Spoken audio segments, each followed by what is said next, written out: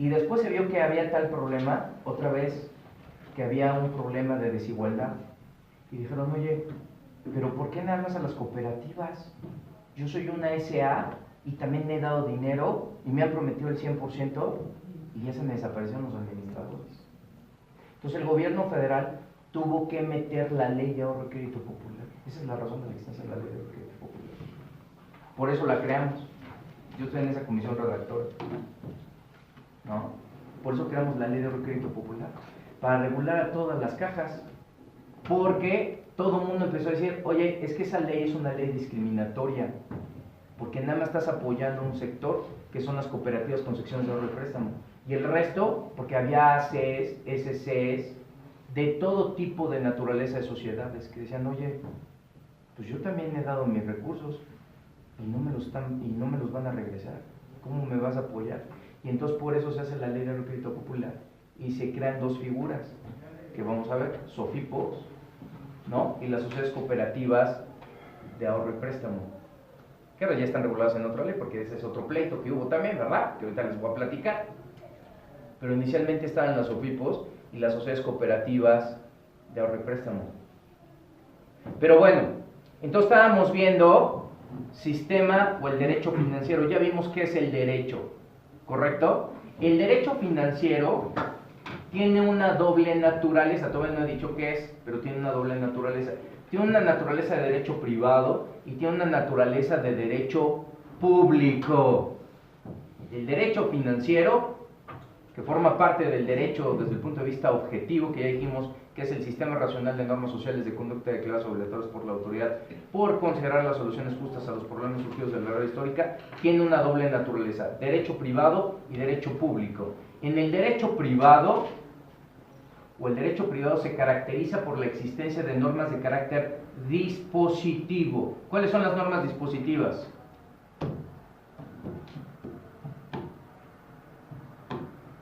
¿Cuáles serán? ¿Quién sabe? Igual el doctor se la está inventando.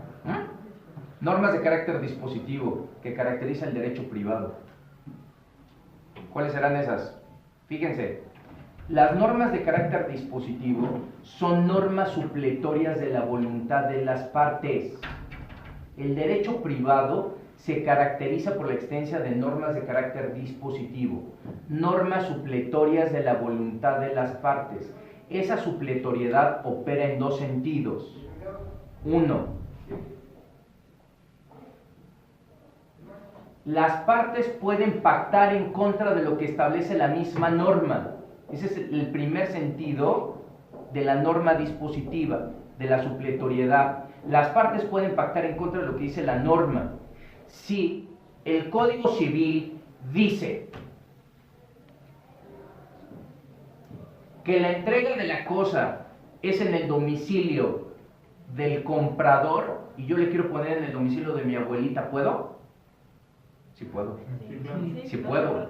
Entonces yo puedo pactar en contra. Que por cierto, esta no me acuerdo, creo que ya se las hice a algunos de ustedes, ¿no? Esa pregunta. Tenemos un código civil estatal y hay códigos civiles y hay un código civil federal. ¿Cuándo aplico el federal? Porque fíjate que está el matrimonio, ahí están los contratos, está la afiliación. ¿Cuándo lo aplico ese? Dependiendo de la jurisdicción, doctor. ¿De la jurisdicción? ¿Es federal? Sí. No podemos hablar de un divorcio federal, ¿no? ¿Por qué no? Si ahí está regulado. Bueno, pues entonces dígame usted qué juez del distrito me va a divorciar, yo le pago la asesoría. Porque Yo pensaría en casarme 2 veces, más bien, en el ámbito local y en el federal. No te vayas al extremo. Voy a ese oficial entonces, de ese juez. Pero fíjate, entonces, ¿cuál sería? Con nada más ciertos actos. ¿Cuáles actos? Por ejemplo, no sé, en alguna embajada, un consulado, un acto civil. Cuando se trate de qué entonces, fíjate, uno podría hacer en materia supletoria, que ya la mayoría de los códigos civiles estatales son una copia del Código Civil Federal. ¿En qué otro caso? Cuando interviene la federación.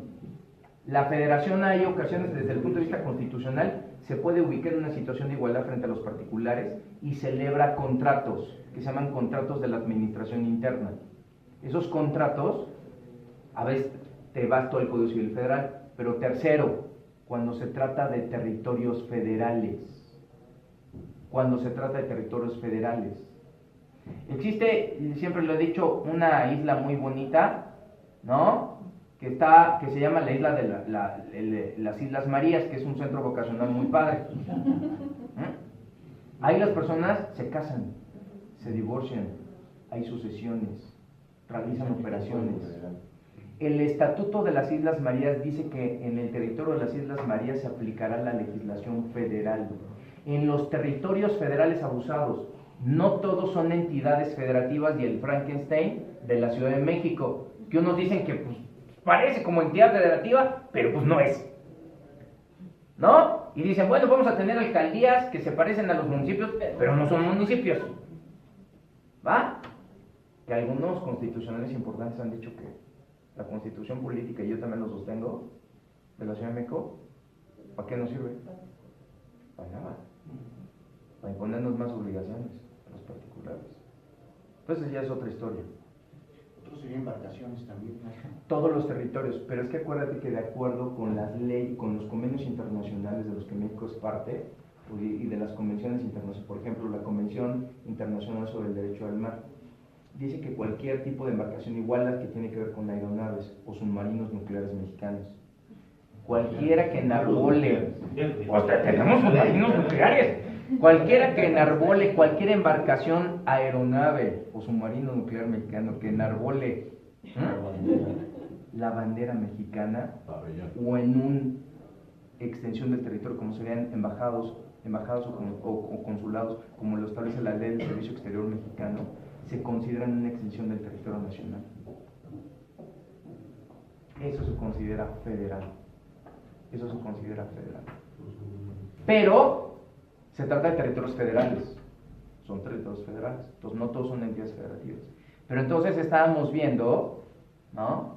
Precisamente me desvié al tema de los territorios federales porque estábamos viendo la supletoriedad. La supletoriedad actúa en dos sentidos, porque son normas de carácter dispositivo. Yo puedo pactar en contra. Y dos, ante la ausencia de regulación de las partes, yo puedo aplicar la norma jurídica, como en el caso del pacto comisorio tácito tratándose de los contratos sinalagmáticos perfectos. ¿Cuáles son los contratos sinalagmáticos perfectos? Doctora, ¿cuáles son esos? Igual me los acabo de inventar, ¿verdad? Habrá que checarlo.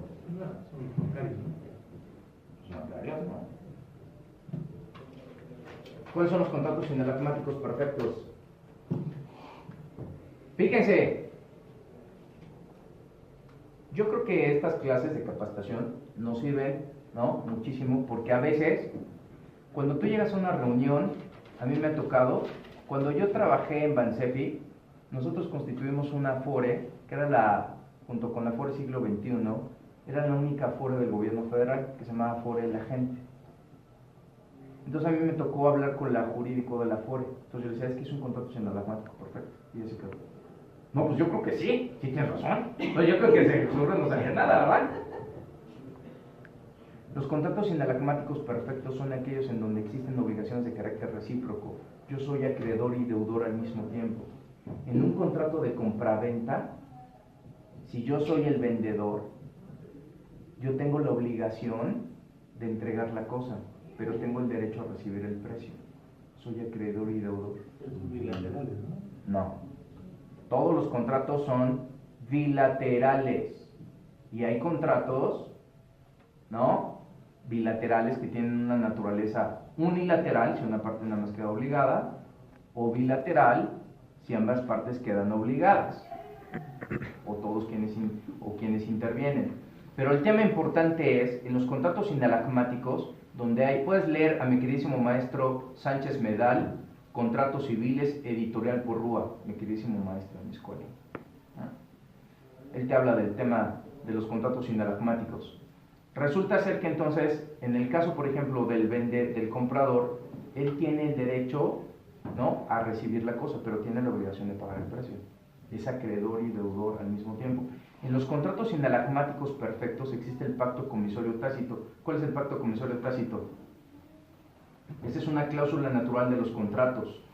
Porque la mayoría de las operaciones bancarias se implementan a través de contratos bancarios. Y los contratos bancarios son contratos de adhesión.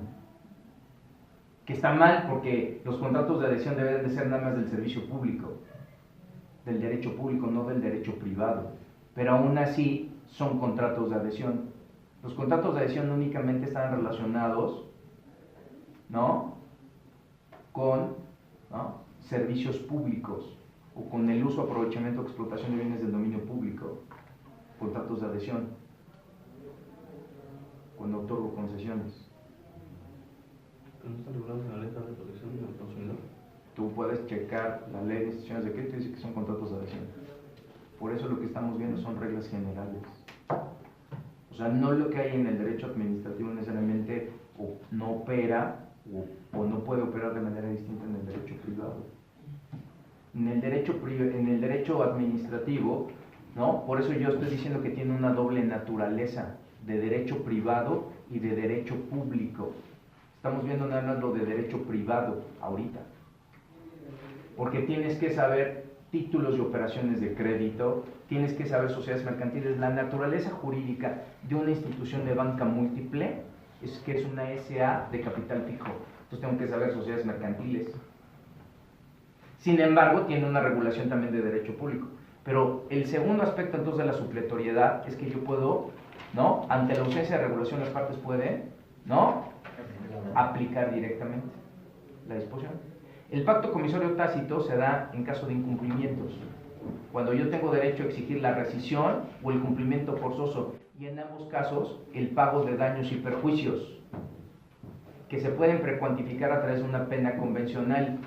Entonces, en la mayoría de los contratos, ¿no?, en lugar de poner daños y perjuicios, siempre hay que establecer penas convencionales, porque si no el juez no te condena al pago de daños y perjuicios, siempre tienes que establecer penas convencionales. Hoy en día, por ejemplo, en materia bancaria existe el llamado lucro cesante y daño emergente. ¿Qué es eso?